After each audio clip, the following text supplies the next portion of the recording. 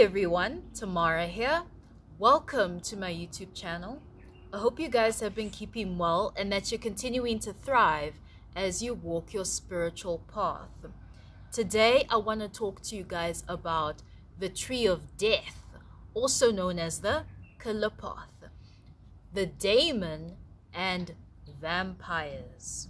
Alright, so we have a lot to get into today, and the reason why I want to make this topic or this video for you guys is because a lot of people are now getting into the left-hand path and wanting to know about these practices. And here's the thing, if you want to add more left-hand path practices into your spiritual practice, you need to learn about the Tree of Death, the Qliphoth. You need to learn about Kabbalah, and of course demonology, right, the Goetia.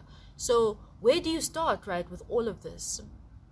Well, first and foremost, you need to initiate into the Tree of Life. All right, so the Tree of Life, you start at Malkuth, you pathwork your way up the Tree of Life, absorbing the energies of the different spheres of the Tree of Life. You then get to Kether, right? You have all this angelic energy, all this yang energy, this positively charged energy, right? You've built it up going through the Tree of Life, and now you're going to use all that energy to initiate into the Tree of Death so that you can now take on a more feminine form, more vampiric form, right? A more negatively charged form. So that yang energy, the energies you build up from the Tree of Life, you're going to need it to initiate into the Qliphoth so that you don't get swallowed up by the vampiric beings in the Tree of Death, also known as the Qliphoth. Right, so I wanted to first and foremost get that out of the way, is that you need to first start off initiating into the Tree of Life, work your way up the Sephiroth, and then you can now come to the Tree of Death. So the Tree of Life, you are already pathworking through it, right? It's embedded within our DNA, so there's no formal initiation that you need in order to go through the Tree of Life. Now, when it comes to the Tree of Death, you do need to initiate formally, which of course includes invocations to open up the different clippers of the Tree of Death, starting at the first clipper, which is ruled by Nama, known as Lilith. Right, and now when wanting to initiate into the Tree of Death, you must realize that you will go through intense transformations. You will have to destroy all your illusions that you built up in the Tree of Life in order to take on a new form of being. When you want to initiate into the Qliphoth, you are essentially telling the universe, hey universe, I'm tired of thinking on a human level. I want to unlock certain junk DNA within myself so that I can evolve into a higher being of consciousness. I can think on a higher level, right? So that's essentially what you're telling the universe when you want to initiate into the Tree of Death, is that you no longer want to be on a human level of thinking. You want to be on a more godly level of thinking, right? So you will have to change up a lot of things in your life that are holding you back from achieving this God form, right?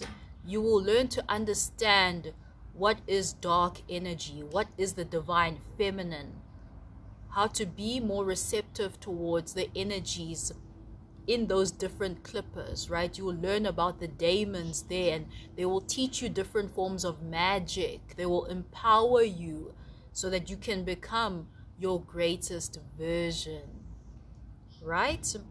So why do we go through the tree of death? As I said, to achieve our greatest version, our godhood.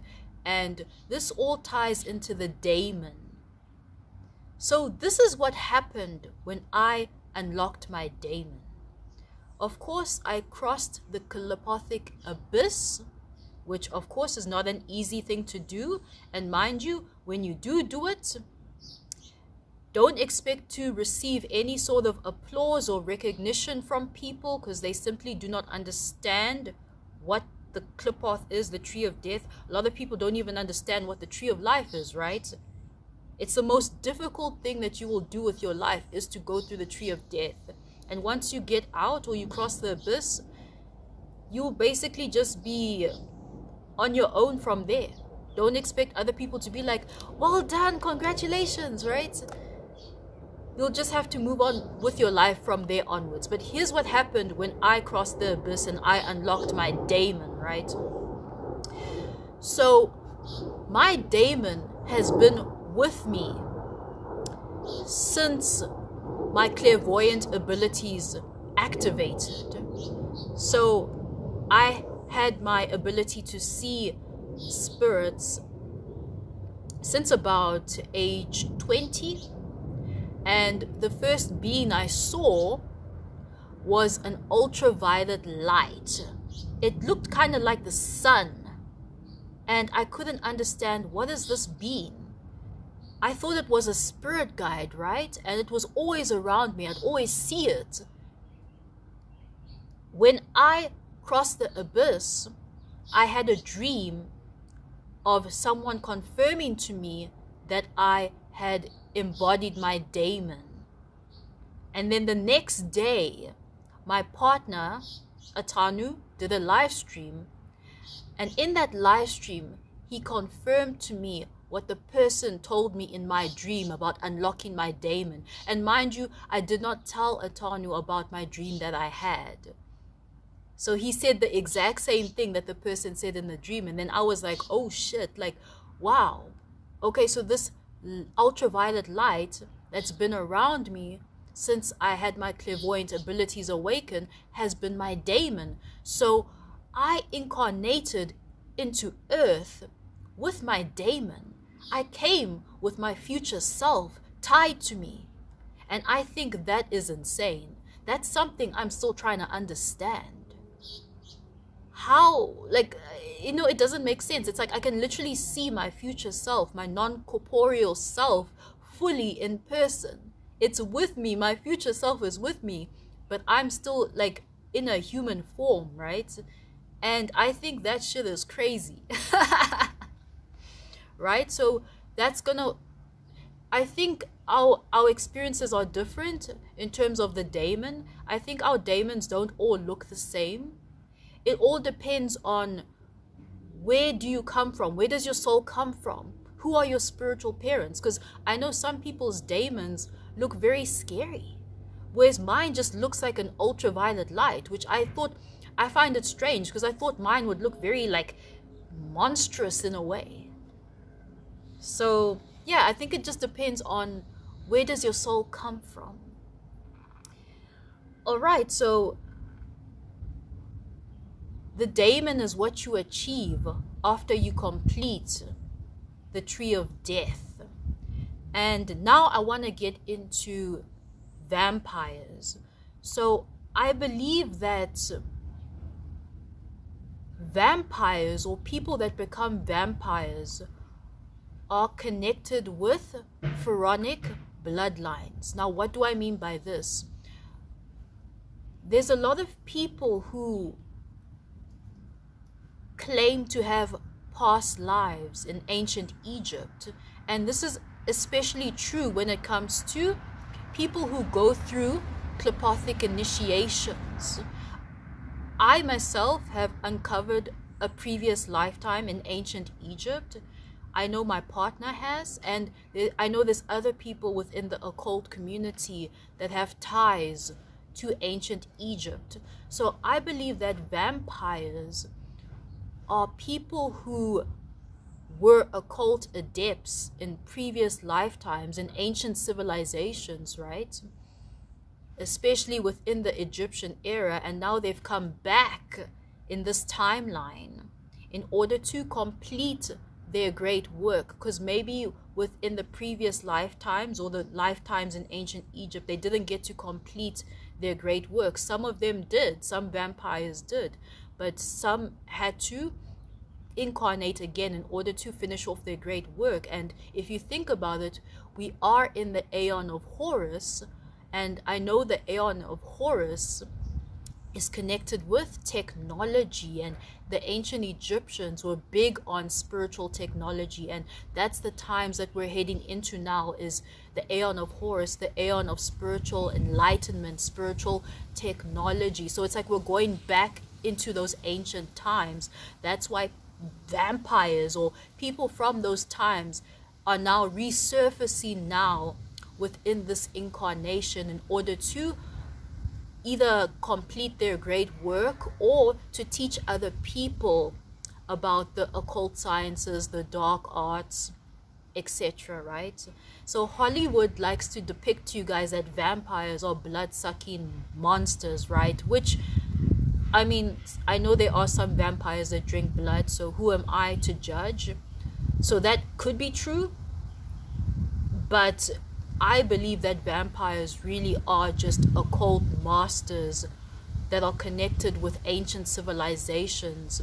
And, you know, we are here to do the great work. Right.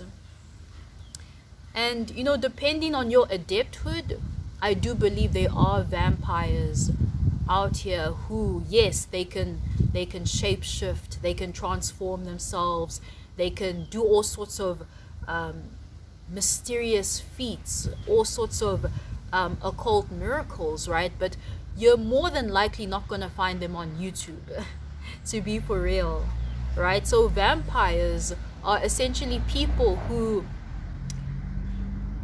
are immortal, have cheated death in a sense.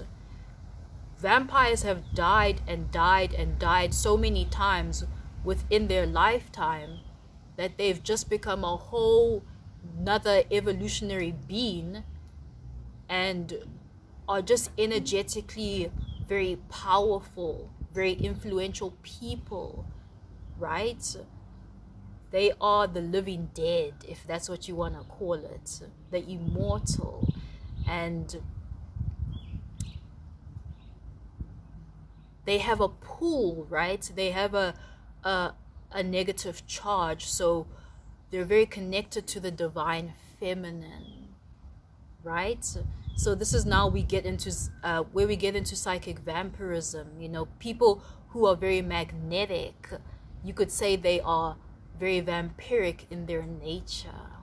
All right, so that is my thoughts on vampires, and that is the video I wanted to make for you guys today, just talking to you guys briefly about the tree of death, the daemon, a little bit of the tree of life, and vampires. So I hope you guys enjoyed this video.